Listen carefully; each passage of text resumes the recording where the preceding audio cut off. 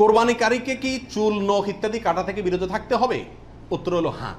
নবী রাসূলুল্লাহ সাল্লাল্লাহু আলাইহি ওয়াসাল্লাম বলেছেন, মান আরাদা আন ইউদাহিয়া, যে ব্যক্তি কোরবানি করার ইচ্ছা রাখে, পোষণ করে, ফালা ইয়াখুজ মিন শা'রিহি ওয়া আযফারিহি শাইআ, সেই জন্য তার নখ, চুল ইত্যাদি কোনো কিছুতে হাত না দেয়। কোরবানির ঈদের 10 দিন আগে, চাঁদ যেদিন উঠবে ওই দিন থেকে নিয়ে ঈদের দিন পর্যন্ত এগুলো করা যাবে না। কি করা যাবে না?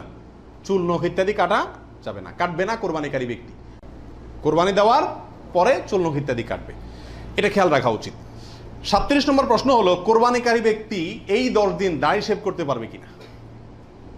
জটিল একটা প্রশ্ন। কোরবানি করবেন, বাকাওয়াতি করবেন, খুব ভালো কথা, জায়গায় এসে ধরা গেছেন, দাড়ি শেভ করতে পারবেন কিনা? উত্তর হলো না। দাড়ি তো কোরবানি করলেও শেভ করা যাবে না, না করলেও শেভ করা যাবে না, এটা তো সর্বাবস্থায় চাঁচা হারাম। সেক্ষেত্রে কোরবানির এই সিজনগুলোতে এসে গুরুত্বটা আরো বাড়ে। একে তো এমনি হারাম, আবার কোরবানি করছেন সেজন্য নবী সাল্লাল্লাহু আলাইহি ওয়াসাল্লাম বলছেন আপনি যেন না ধরেন, এগুলোতে হাত না দেন।